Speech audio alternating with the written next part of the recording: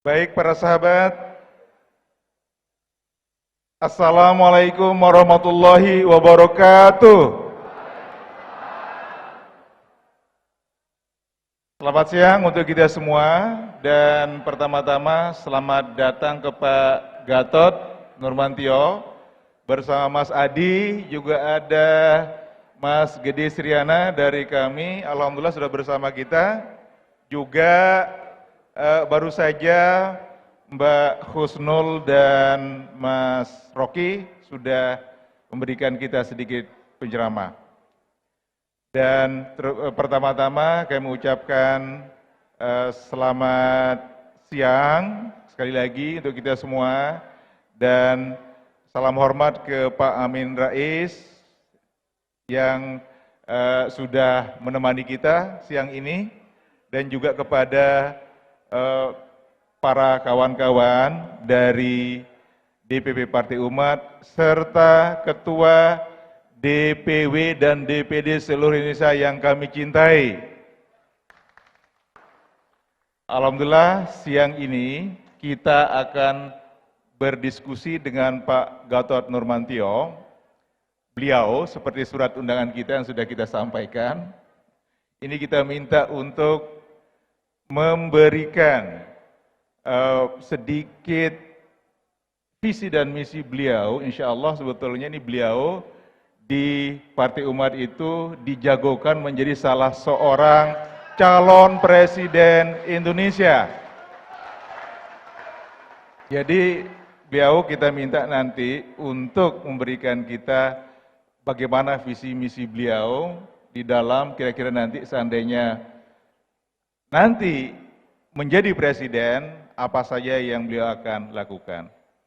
Tetapi sebelum beliau kita kasihkan nanti waktu untuk berbicara, saya ingin mengingat beberapa hal mengenai Pak Gatot Nurmantio. Boleh ya saya cerita ya? Jadi saya sempat dengan Pak Gatot dulu menemani waktu peresmian pelantikan kami, Kesaktian Aksi Menyelamatkan Indonesia, ke Mataram, Lombok. Saya menemani, saya diajak, jadi saya menemani Pak Gatot. Lalu yang saya ingat dari beliau adalah itu habis acara kami, satu hal yang langsung beliau minta itu untuk langsung pergi adalah langsung menemui Tuan Guru di Lombok, ulama. Jadi beliau ini adalah yang saya tahu adalah orang yang sangat dekat dengan ulama, kira-kira begitu ya. Setuju kalau beliau jadi presiden? Jadi ini yang selalu saya ingat. Jadi insya Allah Pak Gatot seandainya beliau akan menjadi presiden, tentu beliau akan dekat dengan umat Islam, dekat dengan ulama, dan insya Allah akan amanah. Nah, kira-kira itu perkenalan singkat saya Pak Gatot kepada sahabat-sahabat di Partai Umat. Ini kalau begitu Pak Gatot kita berikan aplaus terlebih dahulu, silakan. Aplaus yang besar. Insya Allah ini doa kita mudah-mudahan nanti salah satu capres dari Partai Umat bisa menjadi presiden. Waktu dan tempat kami persilahkan Pak Gatot.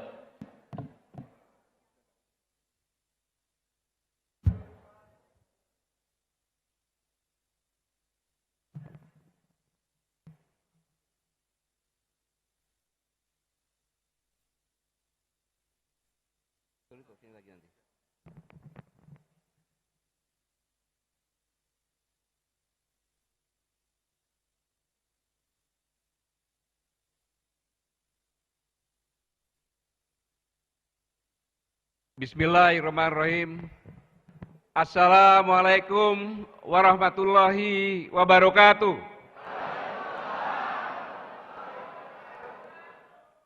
Alhamdulillah wa syukurillah wala haula wala quwata illa billahil azim.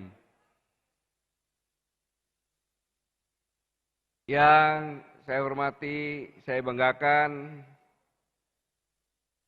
guru saya banyak belajar di beliau, yaitu pendiri Partai Umat, Profesor Dr. Amin Rais.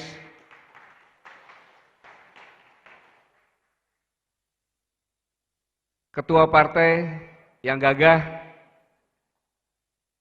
kemudian moderator Pak Mulyadi, di sini ada Pak Kaban, dan seluruh kader-kader partai dan pimpinan partai umat yang sangat saya cintai, saya banggakan. Pada siang hari ini saya mengajak kita semuanya bersyukur kehadirat Allah Subhanahu wa taala, karena Allah lah Bapak Ibu sekalian berangkat dari rumah masing-masing, dan kalau Allah Bapak Ibu sekalian sampai di sini, dan karena Allah Subhanahu wa taala juga kita semuanya bersilaturahim di sini. Salawat dan salam kita panjatkan kepada Nabi junjungan kita semuanya, beserta sahabat, keluarga, dan seluruh umatnya, Nabi Muhammad SAW. Sungguh suatu kebahagiaan, kebanggaan saya bisa berdiri di sini, tetapi kepada moderator saya mohon maaf, karena ketika Pak Kaban dan ini nggak ada ya. Beliaunya nggak ada di sini, nggak usah saya sebutkan saja. Oh, Ustaz Sambo di belakang datang dan minta saya menyampaikan visi dan misi. Saya bilang visi dan misi apa? Apa visi misi dan misi ketua partai? Saya tidak mau karena ketua partainya adalah idola saya juga gitu. Jadi kalau saya menyampaikan visi dan misi tidak sepantasnya. Sekarang ini saya belum berpikir untuk menjadi presiden maupun wakil presiden. Belum waktunya. Karena masih beberapa hal yang sangat saya khawatirkan tentang bangsa ini. Dan mudah-mudahan saya diizinkan menyampaikan, saya bicara semau saya, Pak.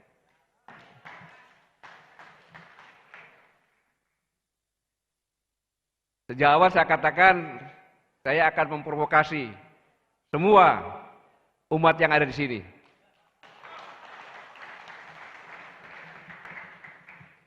Saudara-saudara sekalian, Bapak Ibu sekalian, bahwa sama-sama kita ketahui bahwa fungsi partai politik adalah membawa aspirasi rakyat. Itu fungsi utamanya. Dan kemudian kita sama-sama juga pahami bahwa seluruh rakyat tanpa terkecuali mendambakan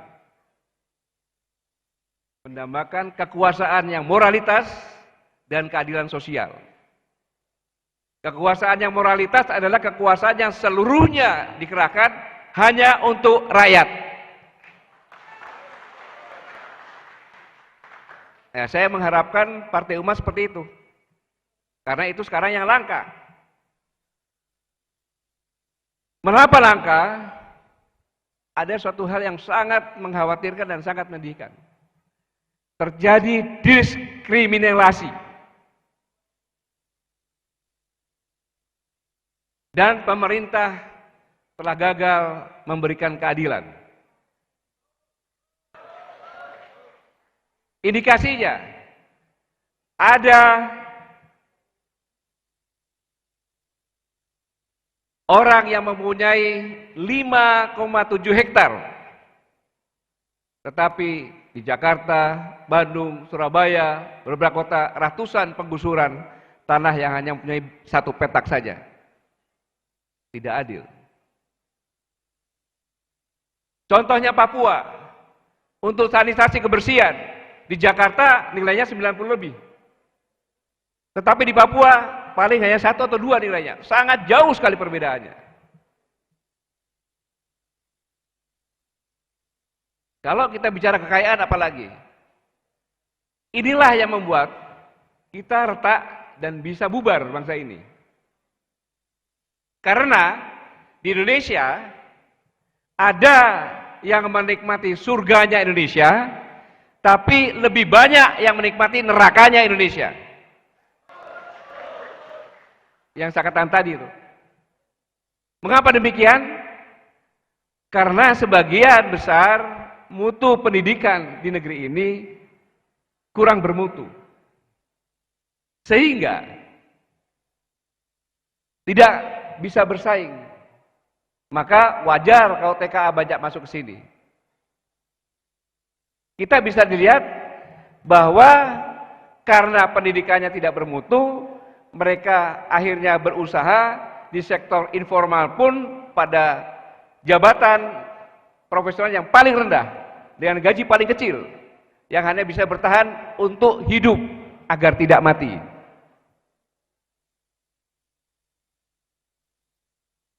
Mereka tidak bisa bersaing dengan ekonomi modern yang menggunakan IT.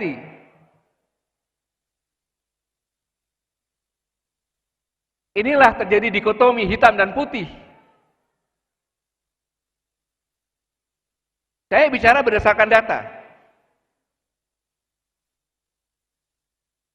UMKM yang 65 juta non bankable, dia tidak bisa pinjam ke bank. Cuma dengan gerobak bakso, apa bisa dianggunan ke bank? Nggak bisa. Dengan jualan pisang goreng, nggak bisa. Kalau martabak masih bisa.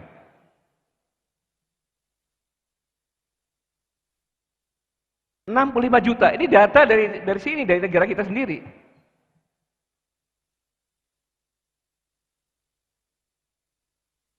Sehingga sangat menyedihkan. Di pinggiran. Sehingga uang yang beredar di Indonesia ini tidak dinikmati oleh mayoritas masyarakat Indonesia. Ya karena nggak bisa pinjam uang bank. Sehingga yang menikmati sedikit saja orang. Itulah yang menyebabkan terjadi satu orang punya kekayaan atau 4 orang penduduk Indonesia punya kekayaan sebanding dengan 100 juta orang Indonesia. Bayangin, 4 orang, bukan 4 perusahaan, 4 orang kekayaannya setara dengan 100 juta orang Indonesia. Inilah yang sebabnya munculnya oligarki. Socrates mengatakan oligarki itu perbandingan 1 dengan 1000. Di Amerika 1 dengan 20.000 perbandingannya. Di Indonesia 1 dengan 800.000.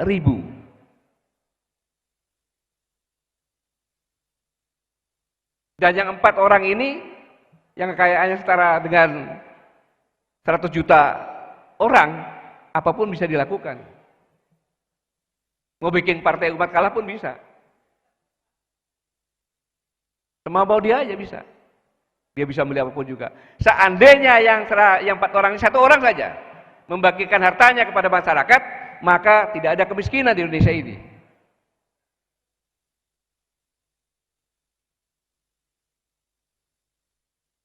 Jadi sangat menyedihkan, dan yang lebih parah lagi, mayoritas masyarakat Indonesia tidak punya tabungan, sehingga tidak bisa menikmati hiburan dan lain sebagainya. Untuk mudik saja harus menabung, kadang-kadang 2 tahun sekali pulang, padahal mudiknya masih di antara Pulau Jawa saja.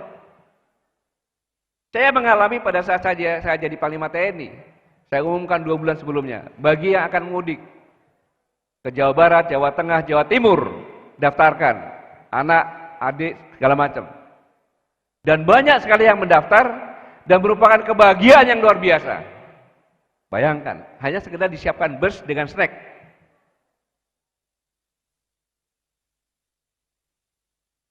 Keempat ini, diskriminasi, pendidikan kurang bermutu, uang yang beredar tidak bisa dinikmati, dan tidak punya tabungan, adalah data yang dikeluarkan oleh Bank Dunia yang menyatakan bahwa Indonesia diambang kehancuran karena keretakan yang luar biasa.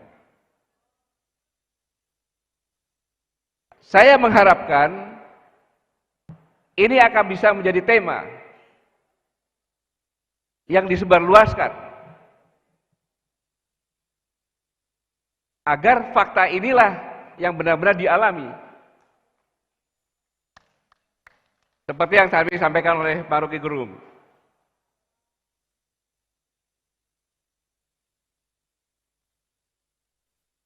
Dan selanjutnya, Partai Umat ini adalah partai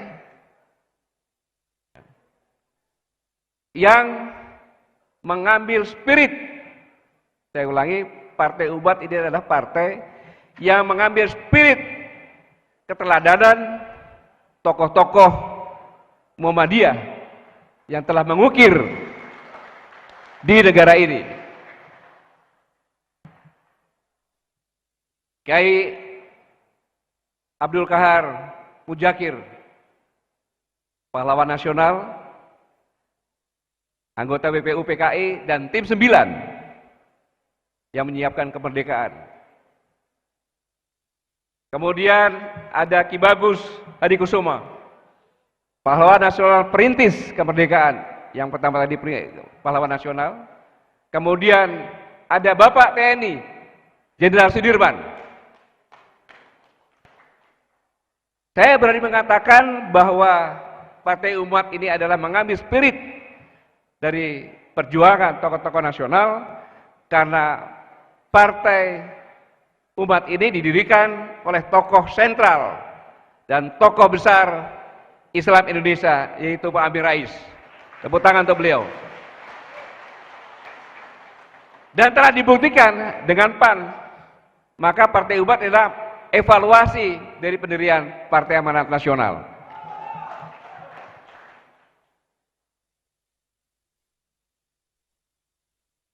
Ini yang kondisi real yang saya sampaikan. Kemudian bagi umat Islam,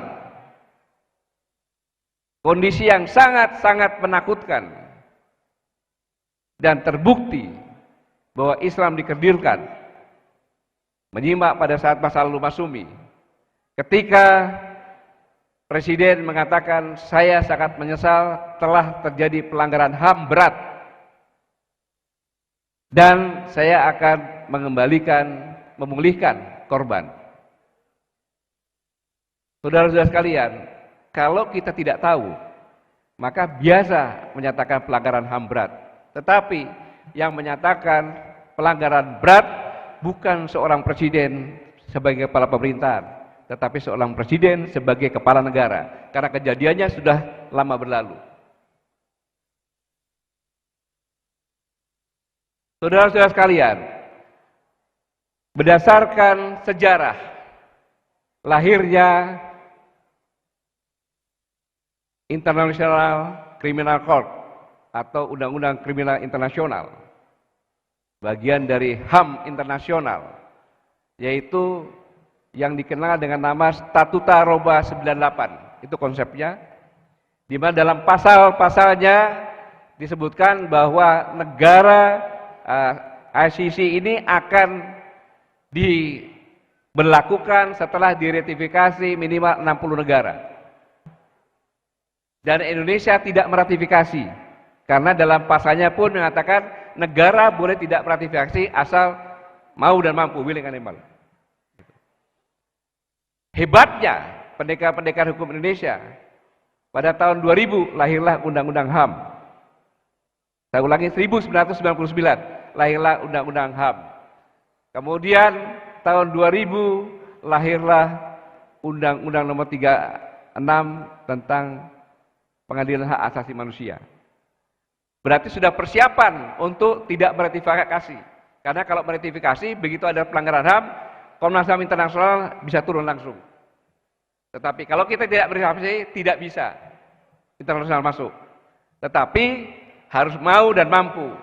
Maka dengan undang-undang ini, Indonesia telah membuktikan bahwa mampu dengan melaksanakan pengadilan HAM, pelanggaran HAM di Timor Leste, di mana hakimnya dari Indonesia, hakimnya dari Timor Leste, dan satu lagi hakimnya dari negara Israel. Sehingga sekarang tidak ada lagi pelanggaran HAM di Timur-Timur, bukan itu karena Presiden Sanana, tetapi karena memang kita sudah selesai melaksanakannya. Nah, kembali lagi, ketika Presiden mengatakan telah terjadi pelanggaran HAM berat, maka pengakuan kepala negara telah terjadi pelanggaran berat.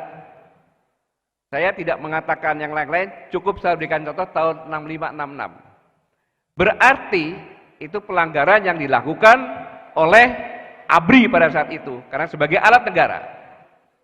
Mengapa tidak tahun 60 sampai 61, 62, 63, di mana banyak umat Islam yang dibantai oleh PKI, di mana PKI adalah sebagai non-state actor tetapi dekat dengan pemerintahan.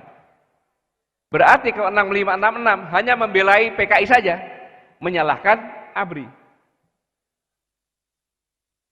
Dampaknya, maka ABRI atau TNI sekarang adalah institusi yang amoral, yang bejat karena telah melakukan pelanggaran HAM berat.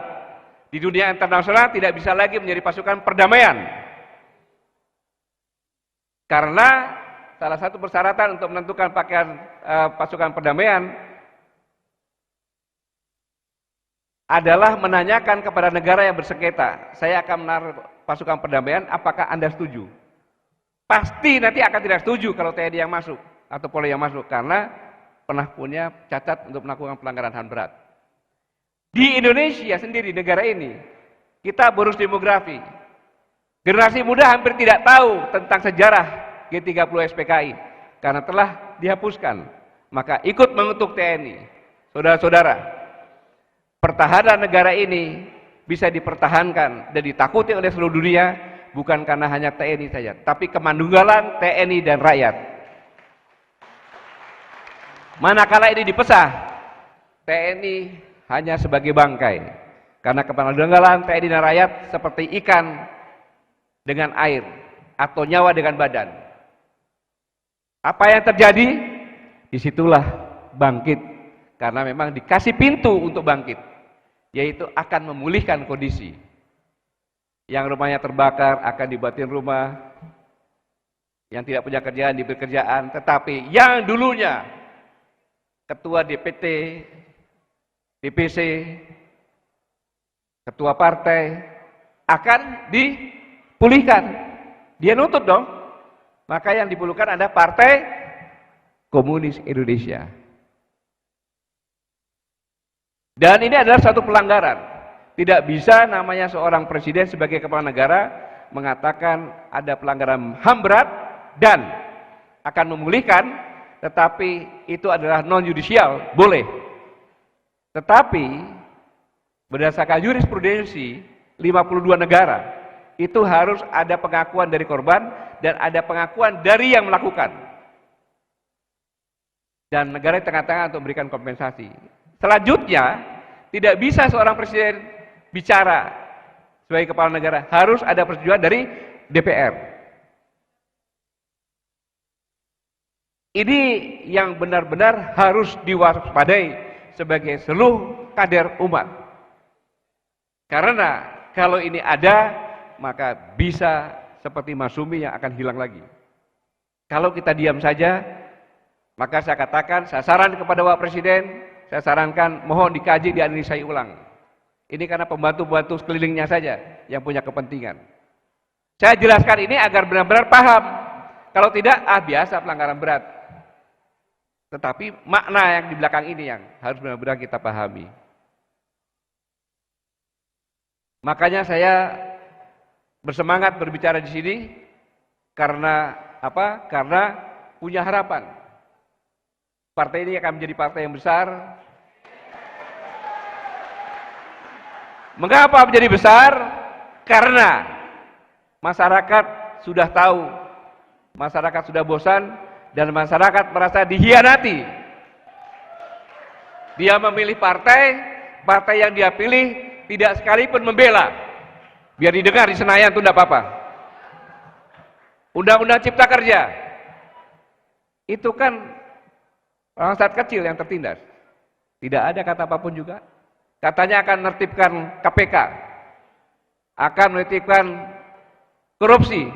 Tetapi ketiga kepres bahwa KPK menjadi eksekutif, bukan berdiri sendiri, tidak ada yang bicara.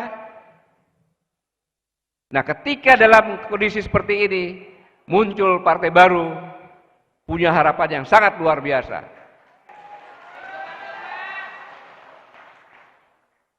Ada tetapinya. Ada tetapinya.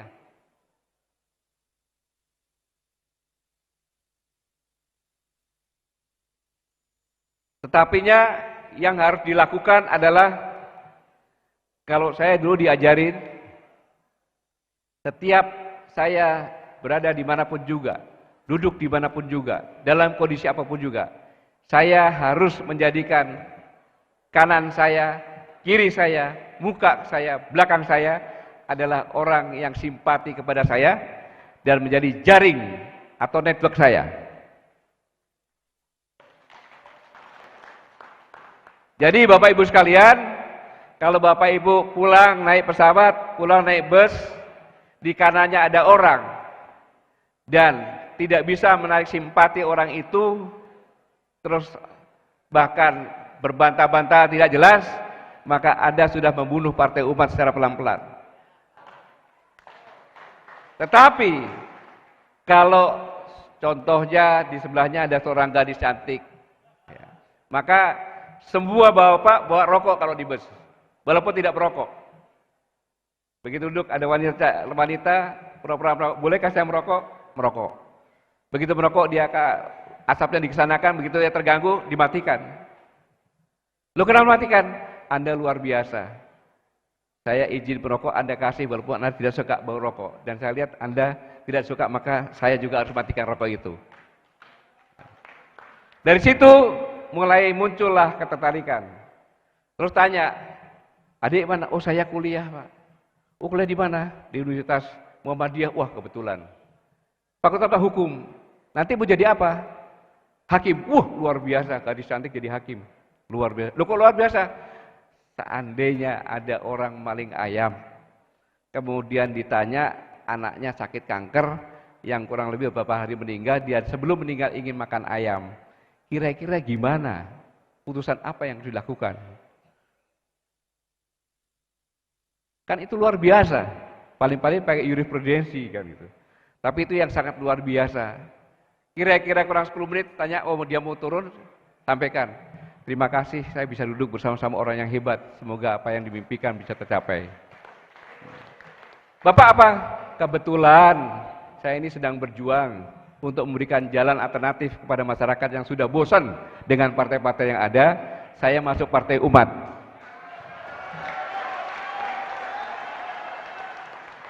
Jangan cuma tepuk tangan. Masukkan dalam hatimu, dalam pikiranmu bahwa ini adalah pekerjaan yang kamu lakukan mulai sekarang. Nah, kalau mulai sekarang tanya nomor HP sebelah kirimu apa? Lu ya? Bayangkan, sekian banyak kamu punya nomor HP-nya. Kalau kamu ada orang yang kesulitan atau apa mau ke suatu daerah, karena kamu punya akses, kenapa tidak sampaikan?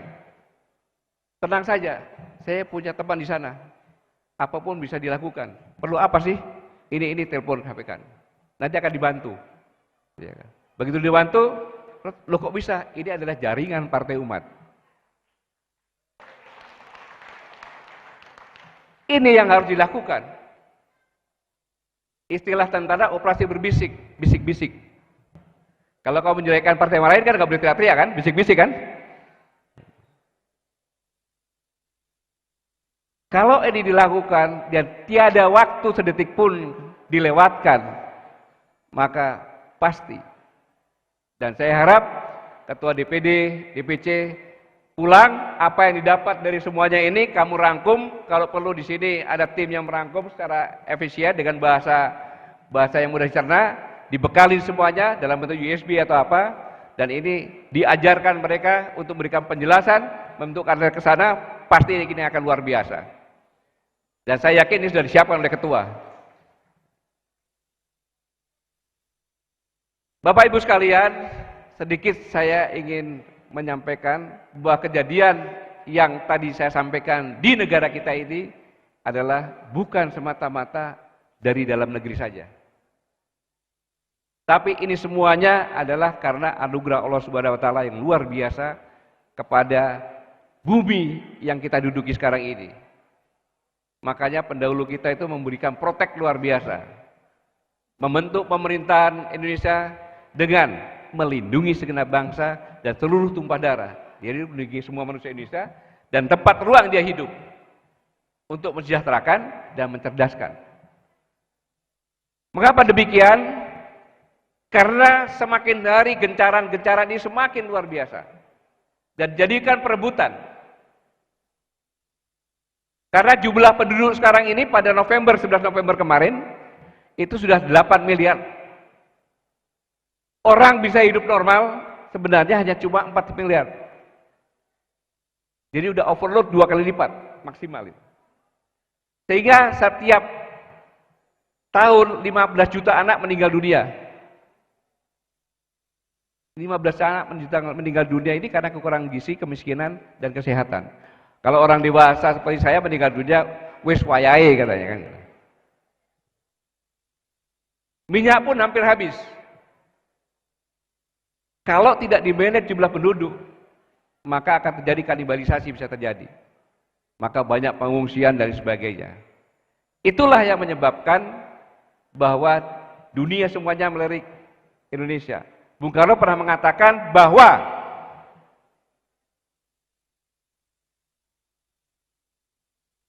orang melihat sumber daya alam Indonesia adalah merupakan ancaman tersendiri bagi bangsa Indonesia. Karena yang luar biasa ibarat gadis cantik, selalu dilirik. Jadi kejadian sekarang ini ada kaitannya dengan dunia luar. Negara mana? Pasti yang paling memerlukan kita.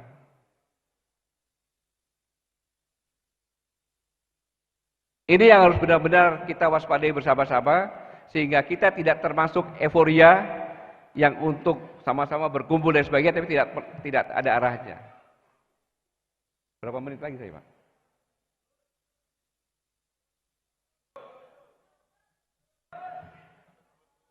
Ya. Staf saya tidak ada yang mengatakan iya, jangan. Tapi karena saya tidak tahan, saya harus sampaikan. Saya harus sampaikan betapa besarnya ancaman bangsa ini. Singkatnya saya bercerita, kalau saudara-saudara sekalian, mahasiswa-mahasiswa ada 1, 2, dan 3 doktor, jadi presiden di suatu negara, dan mendapat informasi dari ahli-ahli bahwa 25 tahun yang akan datang kita akan krisis pangan, krisis air, krisis ekonomi, yang dimana kita tidak bisa mengatasinya. Tapi hanya satu saja caranya, kalau kita bisa bekerja sama atau menguasai Indonesia. Apa yang kamu lakukan terhadap Indonesia? Saya ingat betul waktu itu, seorang mahasiswi mengatakan, saya akan membeli undang-undang. Untuk apa? Sehingga mengikuti kehendak negara saya. Bagaimana undang-undang mau dibeli? Jawaban mahasiswanya nyelekit. Alah, Pangkostrat pura-pura nggak tahu. Kan di DPR itu kan komisinya kan paling-paling satu komisi nggak lebih 70 orang. Kalau saya kasih 1 miliar semuanya 70 miliar untuk masukkan satu pasal saja. Diselipkan yang tidak sadar. Untuk kepentingan negara saya. Pasti bisa. Oh. Yang kedua, saya akan membuat pemimpin-pemimpin boneka. Yang bisa saya kendalikan. Caranya gimana? Ya kita ijon. Dia mau jadi anggota DPR kita biayai, mau jadi bupati kita biayai, mau apa, tapi nurut dengan saya. Kemudian diadu Pak TNI sama Polri, biar ribut aja terus, karena itu tulang punggung keamanan dan pertahanan. Kalau perlu kita kerdirkan dan kita kuasai. Kalau perlu kita kerdirkan dan kita kuasai. Mahasiswa ini kurang ajar nih mahasiswa ini. Selanjutnya, Indonesia akan saya jadikan pasar produk-produk negara saya. Gimana caranya? Pak, saya akan bilang sama Bapak, Bapak, minimal ada 2 bukan produk Indonesia yang ada di badan Bapak. Dia sampaikan seperti itu. Entah baretnya lah, entah wignya, entah jamnya lah, entah sepatunya, entah celana dalamnya. Kalau nggak percaya Bapak buka baju, ya nggak mau lah saya suruh telanjang. Itu. Saya jadikan pasar. Kemudian, aturan-aturan yang saya sampaikan tadi adalah untuk menguras semua sumber daya alam Bapak saya ambil. Negara Bapak saya ambil semua sumber daya alamnya. Dengan seefisien, semurah mungkin, karena ada aturan-aturan. Kemudian generasi mudanya, saya buat hiburan, minuman keras, narkoba. Sehingga generasi yang akan datang itu generasi OON. Karena geleng-geleng aja terus. Dan lain sebagainya. Bapak Ibu sekalian, tahun 2014 dan tahun 2015 mulai 16, mulai 17, 2018 semua yang disampaikan dan 13 item terjadi sekarang ini. Terjadi. Jadi bahwa situasi yang terjadi sekarang ini adalah desain dari luar yang memanfaatkan orang-orang yang ada di sini, di negara ini, bahkan sekarang yang sedang memimpin, bisa terjadi karena itu yang dilakukan. Jadi saya mau sampaikan bahwa menjadi kader Partai Umat itu tidak ringan dan sangat berat.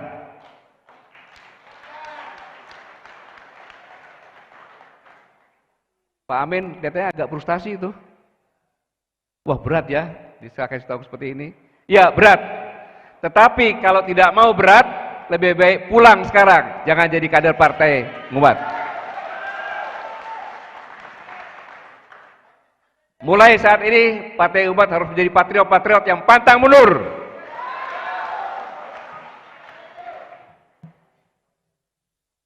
Ingat, Partai Umat harus punya prinsip.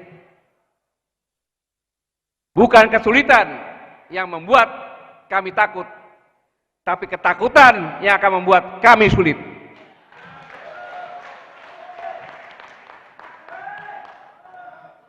Jangan katakan kepada Allah, saya punya masalah yang besar.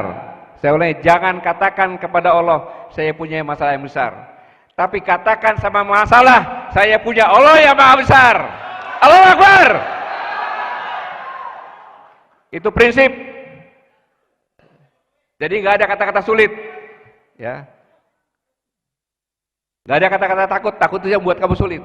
Nggak ada masalah yang sulit, semuanya bisa.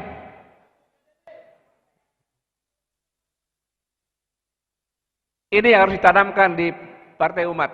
Dan selanjutnya, apa yang saya sampaikan ini, semuanya ini adalah tugas Partai Umat untuk menyampaikan persepsi semua anak bangsa Indonesia. Persepsi apa? Tentang ancaman tadi. Bahwa bangsa ini bisa hancur, bisa pecah karena dibuat keretakan, karena terjadi dikotomi, terjadi kebijakan yang tidak adil, terjadi ketimpangan, pendidikan yang tidak bermutu, sehingga membuat sebagian besar rakyatnya hanya bisa melaksanakan kerja, kalau toh itu di sektor informal, hanya yang paling rendah gajinya. Dia tidak bisa bersaing dengan ekonomi modern. Mereka tidak bisa bekerja di dalam lingkup ekonomi modern yang menggunakan IT. Mereka tidak punya kartu kredit. Dibuktikan dengan 60 juta UMKM, mereka tidak bisa mengambil kredit karena memang tidak bankable. Sehingga kondisinya uang yang beredar bukan untuk mayoritas masyarakat, tetapi hanya untuk sekelompok orang yang bisa menikmati. Itulah yang menyebabkan terjadinya oligarki, terjadinya orang yang kaya sebandingnya dengan rata-rata 800.000 orang. Bahkan ada yang 4 orang kaya setara dengan 100 juta orang. Ini ketidakadilan. Ditambah lagi jumlah korupsi. Nilai kita korupsi sekarang 34, kalau nilai 134, merah banget itu. Karena apa korupsi? APBN yang dikucurkan, kalau dikorupsi yang sampai ke rakyat paling berapa? 30% atau 35%. Itu yang terjadi. Itulah tugas dari Partai Umat untuk memperbaiki semuanya. Maka saya mengharap Partai Umat berjuang dengan operasi berbisik, sampaikan kepada semuanya bahwa sampaikan persepsi anyaman bangsa ini bisa retak, bangsa ini bisa bubar kalau demikian terus, sehingga menjadi satukan persepsi, dan saya berharap Partai Umat ini yang bisa mengamankan negara dan bangsa ini. Jadi terima kasih Bang Buniani, saya kesini ini selain memprovokator sambil menentukan anak cucu saya ke depan oleh Partai Umat. Selamat berjuang, selamat berjuang. Terima kasih. Wassalamualaikum warahmatullahi wabarakatuh.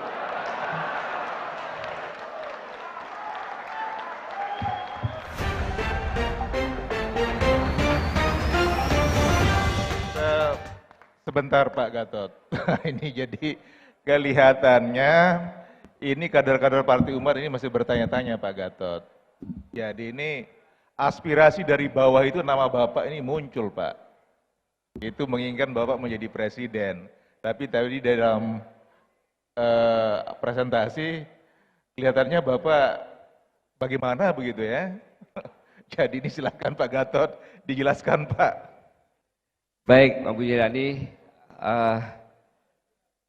saya sebagai mantan Panglima TNI tentunya aja saya punya keinginan yang tinggi menjadi presiden atau wakil presiden, ya kan. Tetapi saya merenung bahwa wajar kalau saudara-saudara sekalian masuk ke partai, jalur partai, tetapi dalam kondisi yang sekarang, biarlah saya punya kesempatan, kalau saya ikut di salah satu partai, atau saya ikut di salah satu kontestasi presiden, contohnya saya nyalonkan presiden, pasti orang-orangnya Anies, orang-orangnya calon-calon presiden yang lain, Puan, segala macam, mendengar saya nggak akan dengarkan. Kalau saya masuk salah satu partai pun sama, tidak akan mendengarkan, kan gitu. Padahal ancaman ini yang saya pelajari sejak saya bisa bicara di UI itu 6 tahun saya pelajari berdasarkan teori-teori yang ada, teori Thomas Malthus, Big Oil Theory, teori hegemoni, teori imigrasi. Saya dalamin, maka 3 universitas minta saya dari Dr. honoris causa dengan presentasi, saya bilang saya tidak mau. Jadi di samping itu saya punya intuisi. Pada saat saya jadi Panglima, jadi Kasat oleh Presiden Jokowi, saya 3 kali, hampir tiap bulan dikatakan, Bapak Kasat mau saya jadikan Panglima TNI. Saya bilang, matur nuwun Pak, belum waktunya sekarang.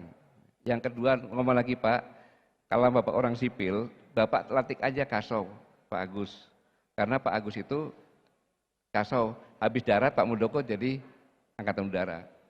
Yang ketiga, Pak jangan khawatir Pak, kalau semuanya mau kudeta kasih tahu sama saya Pak, seminggu saya selesaikan.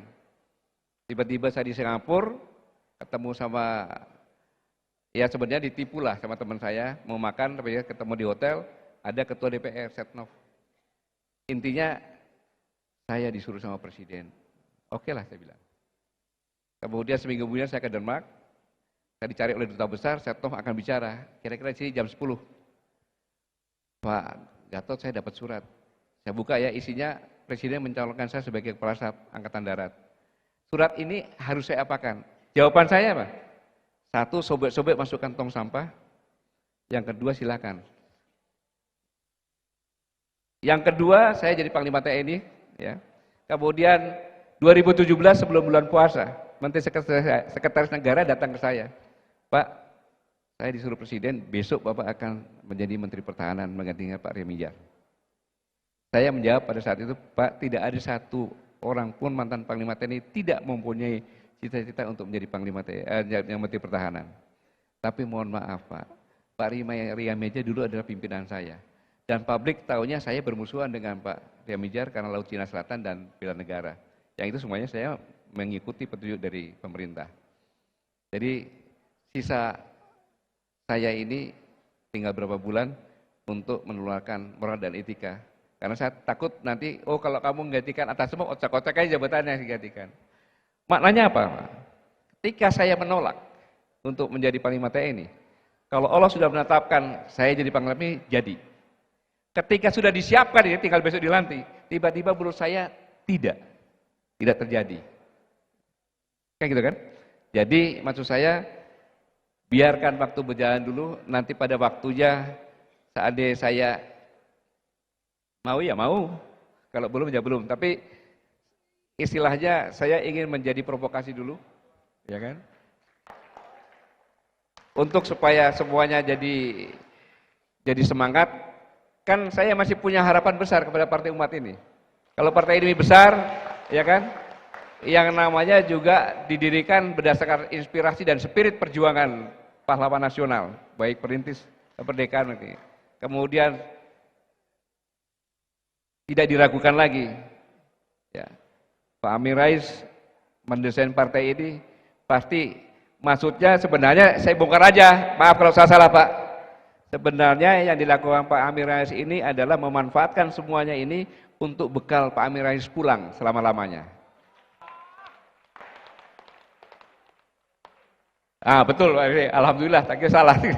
Jadi beliau membuat partai ini karena melihat partai yang lain itu justru bisa berbahaya nantinya.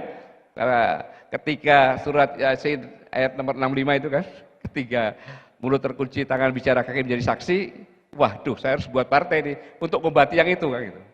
Jadi itu citanya gitu. Jadi, nah kan berarti saya punya harapan partai ini besar. Kalau partai ini besar, bisa menjadi dominan, bisa mengambil keputusan, bisa membuat kekuasaan-kekuasaan yang moralitas, di mana pemimpin berpikirnya hanya semuanya untuk rakyat dan untuk rakyat, aman negara ini. Jadi kesimpulannya, berikan dulu saya kesempatan, ada waktunya kalau emang saya ada petunjuk, ya saya akan bergerak sesuai dengan petunjuk dari Allah Subhanahu wa taala. Begitu Pak. Syukron jazilan Pak Gatot Nurmantio sudah bersedia hadir bersama kita Pak, memberikan semangat. Tapi mudah-mudahan nanti juga akan kembali berkenan ke Partai Umat Pak. Kita ingin belajar itu operasi bisik-bisik. Itu nanti yang tadi itu kelihatannya itu lazim digunakan di militer ya Pak ya.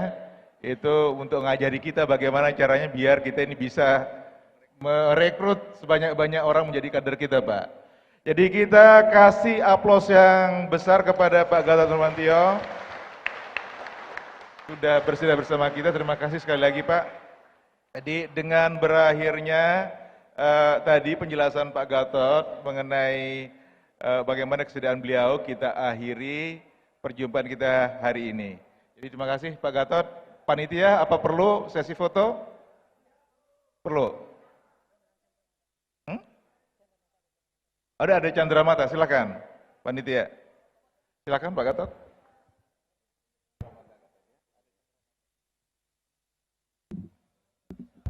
Kami minta Mas Ketum untuk memberikan candra mata kepada Pak Gatot.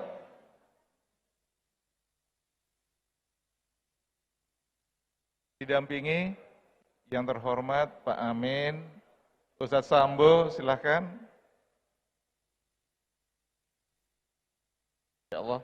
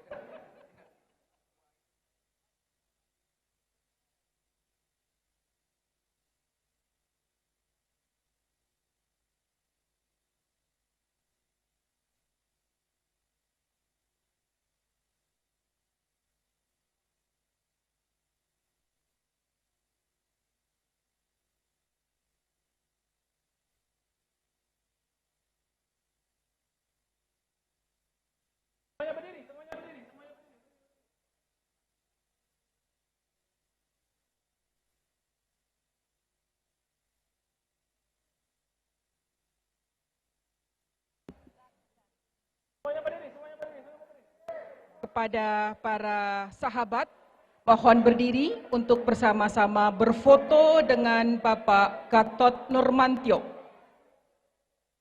Setelah acara ini nanti dimohon tidak meninggalkan tempat karena langsung diadakan acara penutupan Rakernas. Diri, tangan di atas, ayo diri, tangan di atas semua. Berdiri Bapak-bapak agar meriah.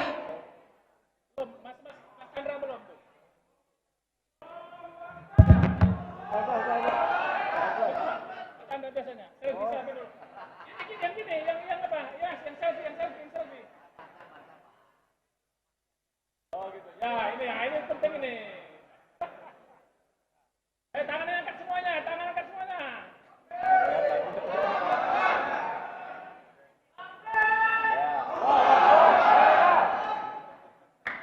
Terima kasih tak terhingga kepada Bapak Gatot Nurmantio yang telah berkenan hadir pada acara Rakernas Partai Umat yang pertama.